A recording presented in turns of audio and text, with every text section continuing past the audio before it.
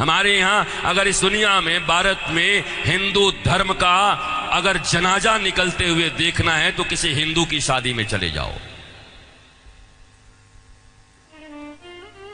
शास्त्र कहता है सूर्यास्त के बाद वेद के मंत्र पढ़े नहीं जा सकते।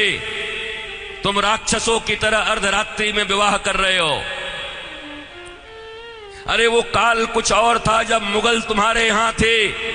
रात के अंधेरे में बहू बेटियों को उठाकर ले जाते थे, दिन के उजाले में ले जाते थे, तो रात में छुप छुप करके अंधेरे में विवाह कर दिया करते थे। अब कौन मुगल और कौन अंग्रेज तुम्हारे पीछे पड़ा है?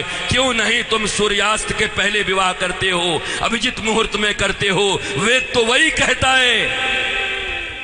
तो तुम्हें तो ये भी ज्ञान नहीं है।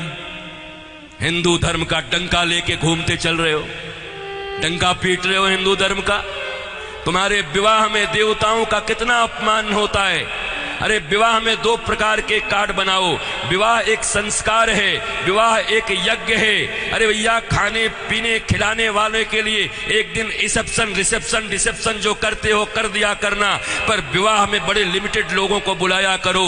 अपने परिवार, वो भी जो सनातन संस्कृति को मानते हैं, पवित्र रहते हैं। विवाह संस्कार में देवता आते हैं तुम्हारे द्वारा किए गए यज्ञ के भाग को लेने के लिए। अरे नाक पोंछते हुए, कान खुजाते हुए, पता नहीं क्या क्या करते हुए अगर तुम किसी को भोजन दो तो तुम्हारा बच्चा भोजन नहीं करता।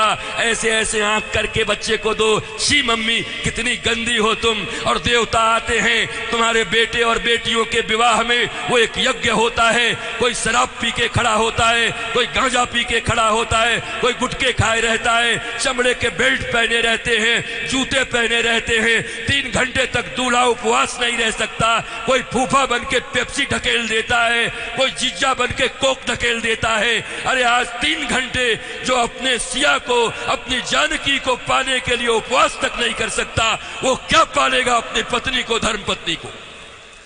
ये कोई विवाह है? ये कोई सनातन संस्कृति है? और इसी को तुम विवाह कहते हो। विवाह यज्ञ है, यज्ञ है। इसलिए हमारे यहां तलाक और डिवोर्स का कोई सिस्टम नहीं है। उनके यहां विवाह एक एग्रीमेंट है, आज हुआ है कल तोड़ देंगे। पर सनातन संस्कृति धर्म पत्नी और पति स्वामी, इस प्रकार की एक संरचना है। विष्णु और लक्ष्मी बताया जाता उनको। तुम कौन से विवाह कर रहे हो?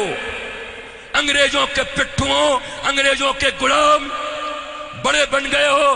भारत के पैसे खा करके उन पैसों से भारत को ये दिखा रहे हो अंग्रेजों और पाश्चात्य संस्कृति की तरह विवाह करके साधारण भारतीयों के मन में लोभ उत्पन्न कर रहे हो। और ये समाज के अग्रणी लोग बने हुए हैं, ये समाज के श्रेष्ठ लोग बने हुए हैं, ये समाज को दिशा दिखा रहे हैं, ये समाज को भोंडा प्रदर्शन कर रहे हैं, अपने दन का लोगों को दिखा रहे हैं। एक गरीब बेचारा विवाह करने में भी लज्जा करता है, इतना आडंबर बना दिया। विवाह एक यज्ञ है, बड़ा पवित्र यज्ञ है, सुंदर यज्ञ है, वेदियां बनती हैं। हमारे यहां दूल्हे दुल्हन, उनके वस्त्र कैसे होते थे? देखो आज के 50 साल पहले ही देखो ना, 50 साल पहले के फिल्म देख लो बॉलीवुड में, तो समझ जाओगे कैसे वस्त्र पहन करके विवाह करता हमारे यहां पर। क्योंकि बॉलीवुड भी या सिनेमा भी समाज का दर्पण होता है। और अब बदले हुए बॉलीवुड को देख लो कि अब कैसे विवाह करते हो।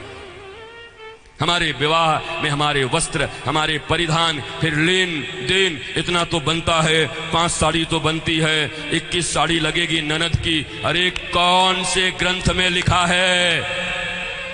कोई माई का लाल भारतवर्ष में किसी शास्त्र में मुझे दिखाए? कहां लिखा है ये लेन देन? तुम्हारी बुढ़िया पुराण में होगा।